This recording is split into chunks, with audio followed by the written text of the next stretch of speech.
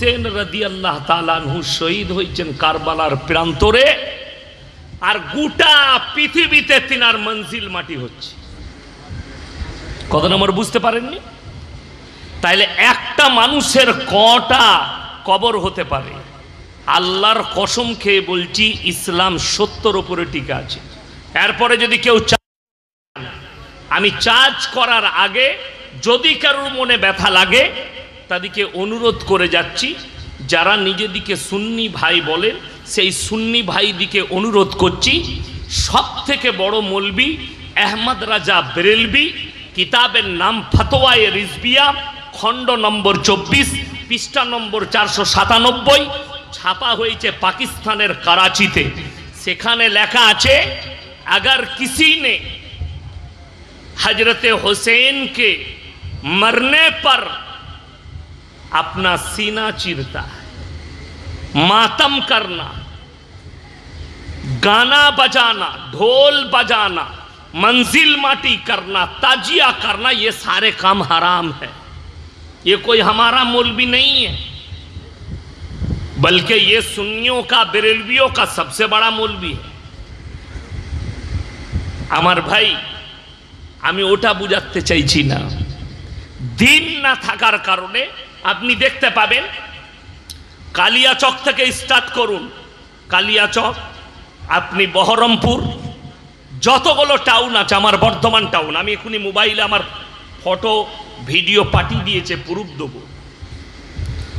যত জায়গায় ড্যান্স হচ্ছে, গান বাজনা হচ্ছে, একটা জায়গাতেও ইমাম দিকে প্রথম সারিতে দেখতে পেয়েছেন আপনারা? কথা বলেন না। যদি ওটা জায়েজ হতো, প্রথম সারিতে তো আমরা মৌলবীরাই আন্ডার প্যান্ট পরে ড্যান্স করতাম। কথাটা বুঝতে পারেন? আমরা ছেড়ে দিতাম। কিন্তু না জায়েজ, হারাম।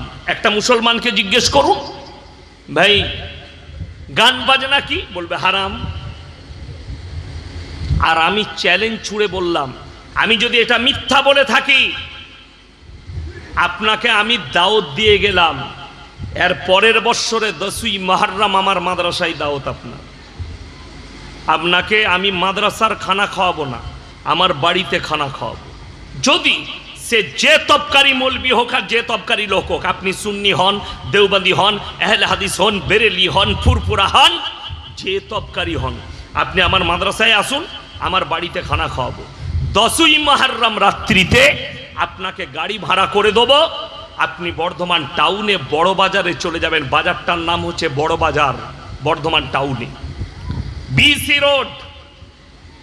সেখানে মুসলিমদের যুবক যুবতীরা এই 10ই মুহররম রাত্রিতে ওয়াবাদে মদ পান করে তারা সারা রাত্রি ফজর পর্যন্ত ড্যান্স করে মঞ্জিল মাটি করছে।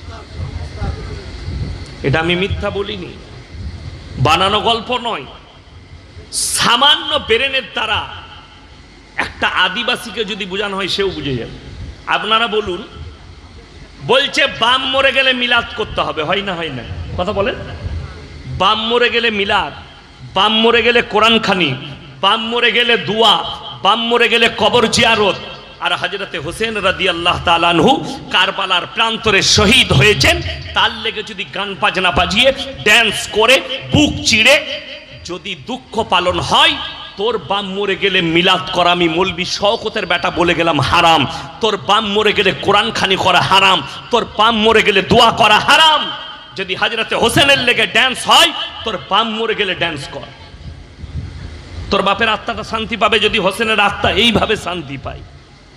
একটা কুকুর, আপনাদের এখানে কুকুর আছে না? নাই? আছে। কুকুরের বাচ্চা মরে গেলে সেই কুকুরটা 3 দিন মন মারা হয়ে বসে থাকে, থাকে না? থাকে না? একটা গরুর বাচ্চা যদি মারা যায়, গরুটা 3 দিন খাবার খায় না, মন মারা হয়ে থাকে। একটা গরু বুঝতে পেরেছে আমার বাচ্চা মারা গেছে, এটা আমার জন্য দুঃখজনক। একটা কুকুর বুঝতে পেরেছে এটা আমার বাচ্চা মারা গেছে, এটা আমার জন্য বড় দুঃখের যে আমার সন্তান মারা গেছে। এই হারামখোর দিকে কে বুঝাবে যে হযরতে হোসেন শুধু আল্লাহর নবী নওয়াজে নয়, জলিলুল কদর সাহাবী, দুনিয়া থেকে বিদায় নিচ্ছেন, কারবালার প্রান্তরে শহীদ হয়েছেন। কি করছে এটা? এই লাইভ বন্ধ কর, রেকর্ডিং করো। হযরতে হোসেন রাদিয়াল্লাহু তাআলা আনহু শহীদ হলেন, তার লেগে ড্যান্স, গান, বাজনা, নাচ করা দিয়ে দুঃখ পালন। অবাক লাগে কি জানেন, কালকেই আমার বাজার গলসি থানা, একজন, আমি বাজারে গেছি আমার মেয়ের জন্য একটা জিনিস কিনতে, তো একজন বলছে, হুজুর আপনারা বেশ আল্লাহওয়ালা হতে পারেন না। মানে কেন বলতে, কেন বললে, এই জন্যে যে আপনারা কি আগুনের ওপরে মুসল্লা বিছিয়ে নামাজ পড়তে পারবেন? আমি বললাম না, আমি তো অনেক নগণ্য মানুষ, গুনাহগার, আমার পরে যিনি দারুল দেওবন্দের উস্তাদ আসবেন उनके जिज्ञेस करबेन, हजरत आप तो दारुल उलूम के उस्ताद हैं और इतने बुजुर्ग हैं आप, और आप हदीस भी पढ़ाते हैं, आप अपने जिंदगी में कभी और पूरे दारुल उलूम देवबंद के कोई भी मुहद्दिस ऐसे हैं जो आग के ऊपर मसल्ला बिछाकर नमाज पढ़ ली? আমাকে বলছে তোমরা কি পারবে আগুনের উপরে মুসল্লা বিছিয়ে নামাজ পড়তে? আমি বললাম কেন? বলে মুর্শিদাবাদ থেকে এমন একজন আল্লাহর ওলি এসছে, সে মুসল্লা বিছিয়ে আগুনের ওপরে নামাজ পড়ছে। আমি বললাম আগুনের ওপরে নামাজ পড়া যাবে মুসল্লা বিছিয়ে? শোন কখন? বলে কখন? আমি বললাম যখন গাঁজা খাবে তখন। কথাটা বুঝতে পারেননি? কখন?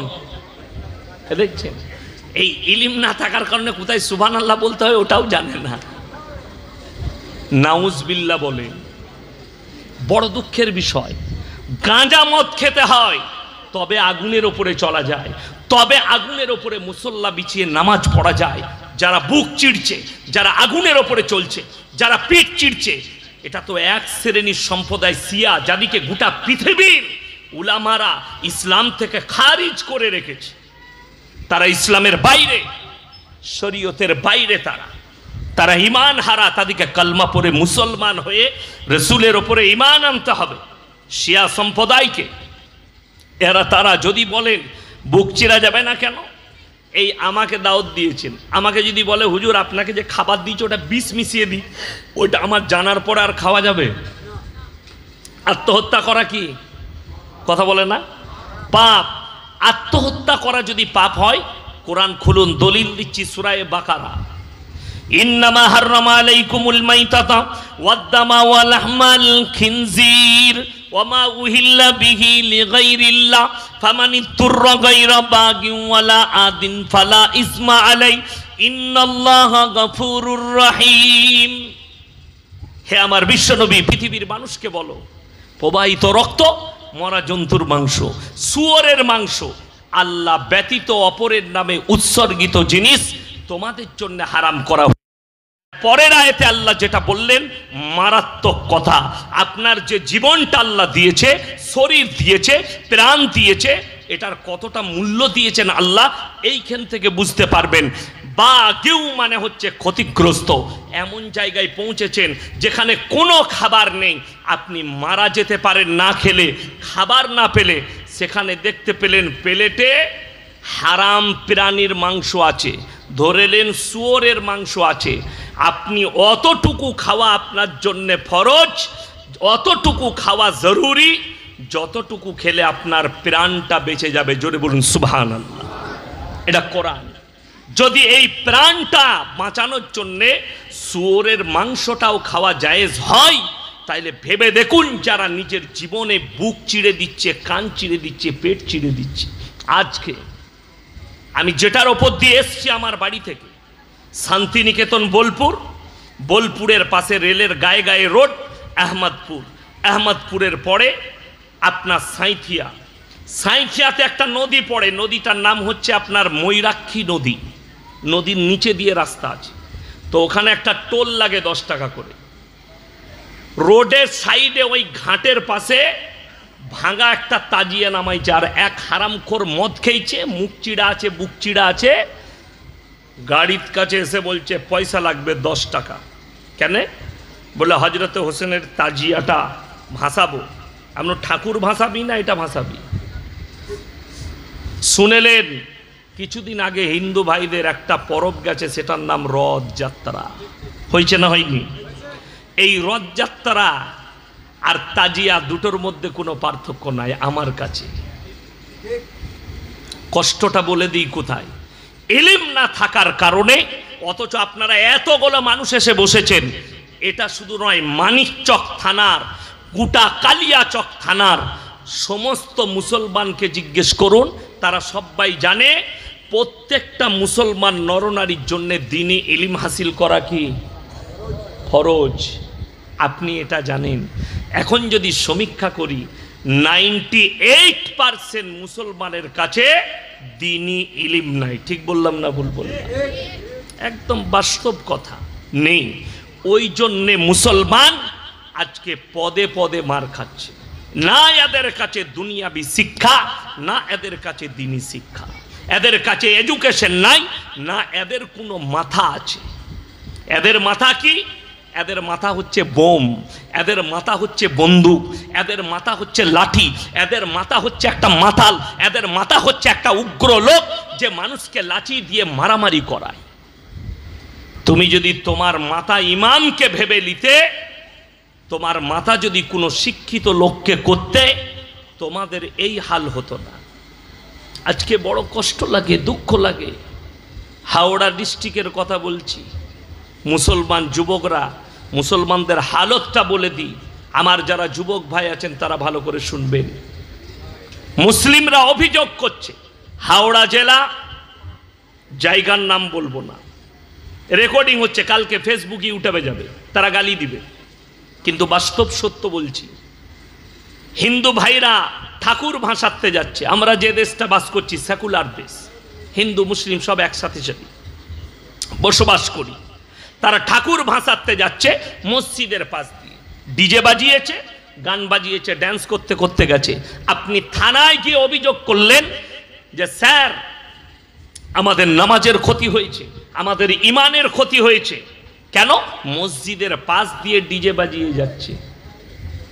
এটাতে যদি নামাজের ক্ষতি হয়, এটাতে যদি ইমানের ক্ষতি হয়, যারা মহরমে কালিয়াচকে মসজিদের পাশে ড্যান্স করছে, এটাতে তোমার ইমান মজবুত হলো? যারা বেটা বিটির বিয়েতে গান বাজনা বাজাচ্ছে, এটাতে তোমার ইমান মজবুত হচ্ছে, আর তোমার নামাজের ক্ষতি হয় না, তোমার ইমানের ক্ষতি হয় না। হাওড়া জেলায় সলম মোড় থেকে এমন কোনো গ্রামটা নাই, পাড়াটা নেই, ঈদের দিনে হারামখোর মুসলিম যুবকরা ডিজে বাজাচ্ছে। আমার বর্ধমান টাউনের কথা বলছি, কম বেশি 50টা, 40 থেকে 50টা মসজিদ আছে। আলহামদুলিল্লাহ, সব মসজিদই দাওয়াতের মেহনত আছে। কিন্তু দুঃখের বিষয়, ঈদের দিনে, যেদিনে চাঁদ উঠবে, সেই চাঁদ রাত থেকে হারামখোর মুসলিম যুবকরা সারা দিন ড্যান্স করছে, ঈদ পালন করছে, আর মদ বিক্রি হচ্ছে। জায়গার নাম লোহাপুর। এই রোডের ওপরে, আমি লোহাপুরের ওপর দিয়ে এলাম, নাম শুনেছেন না শুনেননি? মোরগ্রাম থেকে ভেঙে যাবেন, দার্জিলিং মোড় রোড যেটা দুর্গাপুর যাচ্ছে, ওই রোডে ঢুকলেই প্রথম পড়বে লোহাপুর। বহুত বড় মাদ্রাসা আছে, আমি জলসা করেছি ওখানে। ওই এলাকায় একটা গ্রামে জলসায় গেলাম রমজান মাসে। আমাকে একজন দাড়িওয়ালা হাজি সাহেব এসে কি বলল জানেন? কামরার ভেতরে, হুজুর একটু বক্তব্য দিবেন। কি? যে ঈদের দিনে আমাদের এলাকার মুসলিম ছেলেরা আসরের পর থেকে মদের দোকানে লাইন দেয়। কত দুঃখ! আমি মৌলবি শওকতের বেটা, আল্লাহর কসম করে বলছি, সাক্ষী আছে। আমি জলসা করেছিলাম 31শে ডিসেম্বর 2023 সাল। এই আপনার গয়েশ বাড়িতে জলসা শেষ। আমার গাড়ি, আমি জলসা 11:30 শেষ করেছি। আমার গাড়ির সময় লেগেছে কালিয়াচক মোড়কে আসতে মাত্র 15 থেকে 17 মিনিট। আমার গাড়িতে গাড়ির লাইন জাম লেগে আছে। আমি ওভারটেক করে চলো। আমি কাছাকাছি পৌঁছালাম। মুসলিমদের যুবকরা 1 জানুয়ারি পালন করার লেগে গোটা হাই রোডে বোম বিছিয়ে রেখেছে। 1 লক্ষ টাকার বোম ফাটিয়েছে। পুলিশ তাদিকে গার্ড দিয়েছে। এদিকে আপনারা মুসলমান ভাবেন, আমি মৌলবি শওকতের বাটা, আমি ইয়াসিন চ্যালেঞ্জ দিয়ে বললাম, এদিকে মুসলমান বলাই যাবে না। যারা ভাবছেন হাজরতে হোসেনের নামে নাম, গান বাজনা, লাঠি খেলা, মাতম করা, এগুলো ইসলাম, আমি বলে যাচ্ছি আল্লাহর কসম, ইসলামের সাথে এটার কোনো সঙ্গই নেই। পুরো এটা ইসলাম শরীয়তের বাইরে কাজ। ইসলামের শরীয়ত শুনেলেন, দ্বীনি ইলম হাসিল করা ফরজ। আজকে আপনার কাছে দ্বীনি ইলম না থাকার কারণে বেঈমান কাফেররা আপনাদিকে ঢেকে ফেলেছে। কিসের দ্বারা? পাপের দ্বারা। আল্লাহ রসুল সাল্লাল্লাহু আলাইহি সাল্লামের হাদিস, আখরি জামানায় সেই বর্বরতার যুগের পাপগুলো ফিরে আসবে, আর সেগুলোর নাম হবে মডেলিং। সেগুলোর নাম হবে কি? মডেলিং। আপনি অবাক হবেন যে মডেলিং কিভাবে নাম হবে, আপনি অনুভবই করতে পারবেন না। আপনাকে বলে দিই, বর্তমানে যে পাপটা এসছে, 1 নম্বর বড় পাপ হচ্ছে সমকামী, যেটা দ্রুতভাবে ছুটছে। কোন জেলাগুলোই বেশি শুনেলেন? মুর্শিদাবাদ, মালদা, নদিয়া, 2 24 পরগনা, বর্ডার এলাকাগুলোই বেশি ছুটেছে। কেন?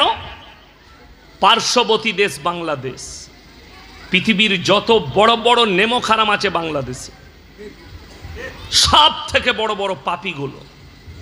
আর এই পাপ, এই দেখবেন বাংলাদেশে হয়েছে শরীফ থেকে শরীফা, লিঙ্গ পরিবর্তন। অনেকগুলো আর্টিস্ট করেছে লিঙ্গ পরিবর্তন। আল্লাহর কসম খেয়ে বলছি, যারা লিঙ্গ পরিবর্তন করে, লিঙ্গ পরিবর্তনের পরে যদি সারা জিন্দেগি কাবা করে সিজদায় পড়ে থাকে, পেরুবার রাস্তা খুঁজে পাবে না। কেন? আল্লাহর কুদরতের সঙ্গে ছেড়খামি করেছে। আল্লাহ যে কুদরত দিয়েছে, যে যৌবন দিয়েছে, এই পাপের কারণে একটা জাতিকে আল্লাহ ধ্বংস করেছে। আর এই পাপ এলো কোথা থেকে? এসছে পুরনো যুগ থেকে, বর্বরতার যুগে। সেই যুগের পাপ নতুন করে মডেলিং হয়ে ফিরে এসছে। আজকে কেন মডেলিং বলছি? এই পাপটা যাদের কাছে বেশি ছড়িয়েছে, তারা কারা? শিক্ষিতরা, কলেজ, ইউনিভার্সিটি, চাকরিজীবী, শিক্ষিত, এদের কাছে বেশি ছড়িয়েছে বেশি পাপটা। ওই জন্যে আমার ভাই, অনুরোধ করে বলছি, আমরা নিজেদের যুবক দিকে দ্বীনি শিক্ষা দেবো। সকলে হাত তুলে বলুন ইনশাআল্লাহ। দ্বীনি শিক্ষা দেন, তা না হলে বড় বিপদ। কিয়ামত করিবান। আপনারা বুঝতে পাচ্ছেন কিয়ামত কতটা কাছে, বুঝতে পাচ্ছেন? তা না হলে আজকে মদ মুসলমানের কাছে কখনো হালাল হতো না, হারাম জানে, তারপরও মুসলমান অবাধে মদ পান করছে। জানেন আপনি, সব থেকে বেশি নেশা করে মুর্শিদাবাদ আর মালদার যুবকরা। সব থেকে বেশি হিরোইনের নেশা পাবেন, গাঁজার নেশা, মদের নেশা, সমস্ত নেশাগুলো এই মুর্শিদাবাদ আর মালদার যুবকরা করে। কেন? বর্ডার এলাকা। আমি সেদিনই খবর পেলাম, বর্ধমানে টাউনে ধরা পড়েছে। কিসে? বাসের ওপরে মুর্শিদাবাদের লোক গাঁজা পাচার করছিল। আপনি জেলটা খুঁজলেন, মালদার জেলে যান, মুর্শিদাবাদের বহরমপুরে জেলে যান, আমার বর্তমান টাউনের জেলে যান। কারা আছে? গাঁজা পাচার কেসে ধরা পড়েছে মুসলিমদের যুবক, হিরোইন পাচার কেসে ধরা পড়েছে মুসলিমদের যুবক, মার্ডার কেসের আসামি মুসলমানদের যুবক। তোমার হুঁশ নেই, যে জিনিসগুলো হারাম সেটার দ্বারা কখনো সুখ ফিরতে পারে না, সেটার দ্বারা সুখ হতে পারে না। শিক্ষা এমন একটা জিনিস, এডুকেশন এমন একটা জিনিস, আপনাকে পাপ থেকে বাঁচাবে। কোন শিক্ষা? দুনিয়াবি শিক্ষার সঙ্গে দ্বীনি শিক্ষা থাকতে হবে, দ্বীনি শিক্ষা। আজকে মেহরুম গোটা কম পাপের সাগরে ডুবে যাচ্ছে, পাপের সাগরে। আপনি অনুভবই করতে পারবেন না যে কিভাবে পাপের সাগরে ডুবছে। আপনার ধারণাই নেই যে আপনার পরিবার কিভাবে ধ্বংস হচ্ছে। বেঈমান কাফেররা জাল ফেলে দিয়েছে, আপনি জালে পড়ে গেছেন, কোনো অসুবিধা নাই। আপনি জাল যখন আপনার উপরে ছুড়ে দিয়েছে, আপনি ফেরে পড়ে গেছে। কেন? আমাদের কম ডুবে গেছে সেই জায়গায়। এরা আলেমদের থেকে বেশি আওয়ামের ওপরে ভরসা করতে লেগেছে, সাধারণের ওপরে ভরসা করতে লেগেছে। শুনেলেন আল্লাহ নবী জানাবে মুহাম্মাদুর রাসূলুল্লাহ, সকলে বলুন সাল্লাল্লাহু আলাইহি ওয়াসাল্লাম, হাদিস বর্ণনা করলেন, হে আমার সাহাবীরা শোনো, কিয়ামতের আলামত বুঝতে পারবে তখন যখন আলেমদিকে মানুষ বেইজ্জতি করবে, আলেমদের কাছ থেকে সম্পর্ক ছিন্ন হবে, তখন জানবে কিয়ামত কাতে এসছে। আর মানুষ হারামটাকে হালাল বলে অ্যাকসেপ্ট করে নেবে, বা দিনটাকে দিন বলে অ্যাকসেপ্ট করবে। আজকে আপনি দেখে নেন, গান বাজনা, মদ, হোটেল, মেয়ে পাচি, পরকিয়া সবগুলো আমাদের বাড়িতে ঢুকে গেল। তার কারণ একটাই, বাড়িতে নামাজ নাই, বাড়িতে দিনদারি নাই। আপনি দিন কি বুঝেছেন? আমি সেদিনে একটা ছেলেকে জিজ্ঞেস করলাম, কত বয়স হলো? বললে আমার 32 বছর। কটা ছেলে পিলে? বলে হুজুর বিয়ে হয়নি। কেন রে? বললে আমার বাপ বলেছে, বাপ মা বলছে নিজের পায়ে দাঁড়া তারপরে বিয়ে করবি। আমরা তোরা জীবনে ছেলে হবে না। কথাটা বুঝতে পারেন? এই বাম্মাগুলো হচ্ছে পাপী বাম্মা, যারা বলে তুমি নিজের পায়ে দাঁড়াও তারপরে বিয়ে করবে। যুবকরা শুনে নাও, যদি ছেলের উপযুক্ত বয়স হয় আর বাবা মা যদি বিয়ে না দেয়, সেই ছেলের জন্য উচিত নিজের পছন্দ মতো মেয়ে দেখে বিয়ে করে নেওয়া। এটা আমি মৌলবি শওকতের বাটা ফতোয়া দিয়ে গেলাম।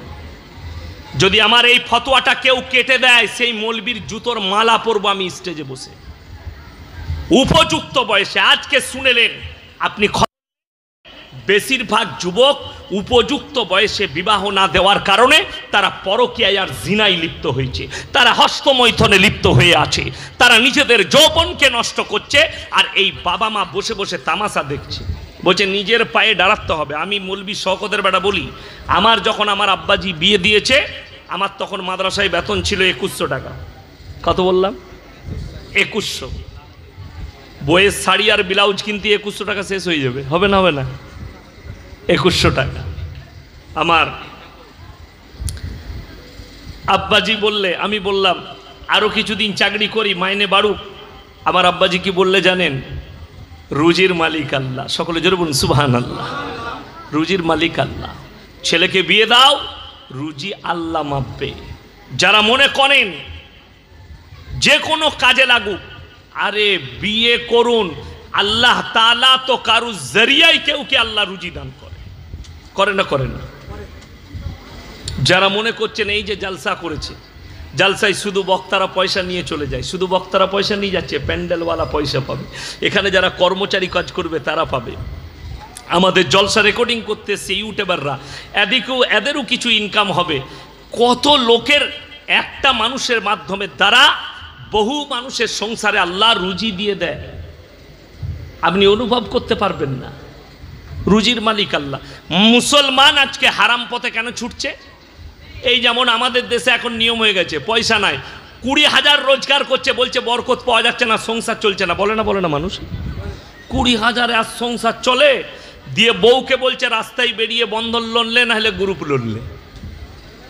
কষ্ট লাগে। তুমি বলছো 20,000 রোজগারে আমার সংসার চলছে না। আর অবাক লাগে, একটা ইমামের 5,000 10,000 বেতনে তার সংসার চলে যাচ্ছে। ইমাম কোনোদিন বলে না যে আমার সংসার চলছে না। জোরে বলুন না সুবহানাল্লাহ। তার কারণগুলো বলে দেবো আপনাকে, তার কারণ শুনলে আপনার দিমাগ ফেটে যাবে। যারা মনে করছেন যে হায় হায় ইনকাম নাই, খাবো কি, 10,000-এ কখনো সংসার চলে, 20,000-এ সংসার চলে, শুনেলেন আমাদের মতো মৌলবি নয়, একটা সাধারণ ফিল্মের আর্টিস্ট, তার নাম হচ্ছে জাভেদ জাফরি। যদিও আমি তাদেরকে পছন্দ করি না, মন থেকে ঘৃণা করি। সে একটা কনফারেন্স করছে, সেখানে অনেক যুবক আছে, হিন্দু মুসলিম খ্রিস্টান সব আছে। তো একটা মুসলমান যুবক বললে যে স্যার मेरा एक सवाल था। क्या सवाल है तुम्हारा? बोले आज पूरे दुनिया के लोग दुनिया के पीछे भाग रही है, इसके बारे में कुछ कहो, कुछ बोल दीजिए। तो তিনি জিজ্ঞেস করলেন तुम कौन से धर्म से हो? बोले मैं मुसलमान हूं। কি উত্তর দিলে জানেন? ये मुसलमान तू दुनिया के पीछे मत भाग, तू 1400 साल पीछे चला जा, दुनिया तेरे पीछे भागेगी। जोरे बोलুন সুবহানাল্লাহ। মুসলমান তুমি 1400 বছর পেছনে রাসূল আকরাম সাল্লাল্লাহু আলাইহি সাল্লামের জীবন আদর্শের উপরে কোরআন আর হাদিসের মতো জীবন যাপন করো, দুনিয়া তোমার পেছনে ছুটবে। আজকে উলামারা আমরা দুনিয়ার পেছনে ছুটিনি, আল্লাহ দুনিয়াকে আমাদের পেছনে ছুট করিয়েছে। 5ই আগস্ট আমার মুম্বাই সফর আছে, একজন খবর পেয়েছে আমার বন্ধু, বললে ভাই আমার বাড়িতে একদিন খেতেই হবে। আমি বললাম থাকলে খাবো, থাকলে খাবো। বললে দামি হোটেলে নিয়ে যাব। আমরা এই তো আল্লাহর কৃপা, আমাদেরকে আল্লাহ কোটি টাকা ব্যাংক ব্যালেন্স দেয়নি, ধনী করেনি, কিন্তু রসুলের হাদিস শুনেলেন যারা আল্লাহর রাস্তায় দিনের পথে থাকবে আল্লাহ মৃত্যুকাল পর্যন্ত তাদেরকে ইজ্জতের রুজি দান করবেন। জোরে বলুন সুবহানাল্লাহ। ইজ্জতের রুজি দান করবেন। আজকে মুসলমান কার উপরে বিশ্বাস করতে লেগেছে? আল্লাহর সৃষ্টির উপরে, আল্লাহর ওপরে নয়, তার সৃষ্টি করা বস্তুর ওপরে বিশ্বাস করতে লেগেছে। আমি কালকে ফুরফুরান মাটিতে ছিলাম, চ্যালেঞ্জ ছুড়ে বলে এসছি, দাদা হুজুরের একটা কল বার করে দেখাও। দাদা হুজুর পীর কেবলা রহমতুল্লাহ আলাই তিনি বলে গিয়েছেন, তিনার ওসিয়তনামায় লেখা আছে মেয়েদের মাজারে যাওয়া তো দূরের কথা, নিয়ত করাটাও হারাম। কে লিখেছেন? দাদা হুজুর পীর কেবলা রহমতুল্লাহ আলাই, ফুরফুরার মুজাদ্দিদে জামান। আহমদ রাজা বেরেলভি ফতোয়ায়ে রিজভিয়ায় লিখেছে মেয়েদের মাজারে যাওয়া তো দূরের কথা, নিয়ত করাটাও হারাম। চলুন আপনি আমাদের দেশে পাথর চাবড়িতে দেখিয়ে দেবো কতগুলো মেয়ে সিজদা দিচ্ছে, আজমিরে দেখিয়ে দেবো কতগুলো মেয়ে সিজদায় পড়ে আছে। বড় এই নারীদের প্রতি যারা জাহান্নামের পথ নিজেরা বেছে নিচ্ছে। আমি চ্যালেঞ্জ ছুড়ে গেলাম, যেদিনে আপনার এই জায়গায় ডাকবেন আমি মৌলবি শওকতের বেটা হাজির হয়ে যাব। আর যদি বলেন এখানে হবে না, মালদা সুজাপুরে ডেট করব, ডাকেন, খালি প্রমাণ করিয়ে দিবে যে মাজারে মেয়েদের জন্য সিজদা দেওয়া জায়েজ আছে। একটা প্রমাণ দেন। খাজা মঈনুদ্দিন চিশতি রহমতুল্লাহ আলাই তিনি তিনার কিতাবে লিখে গিয়েছেন, আমি মরে যাওয়ার পরে আমার মাজারে চাদর চড়াবি, আমার মাজারে সিজদা দিবি, আমার মাজারের পাশে এসে আমার কাছে ভালো মন্দ চাইবি। আমি মৌলবি শওকতের বেটা জীবনে আর সমাজকে মুখ দেখাবো না, আমি মাদ্রাসায় বসে ক্লাস করব। এটা আমার চ্যালেঞ্জ। খালি প্রমাণ করান, এক্ষুনি নিয়ে আসুন। কোনো মৌলবি থাকলে তিনি কিতাবটা খুলে দেখিয়ে দিবেন এটা খাজা মঈনুদ্দিন চিশতি রহমতুল্লাহ আলাইয়ের হাতের লেখা কিতাব, তিনার লেখা ওসিয়ত, কিংবা দাদা হুজুর পীর কেবলা রহমতুল্লাহ আলাইয়ের ওসিয়ত একটা বার করে দিবে। আমি মৌলবি শওকতের বেটা জীবনে আর বক্তব্য দেব না।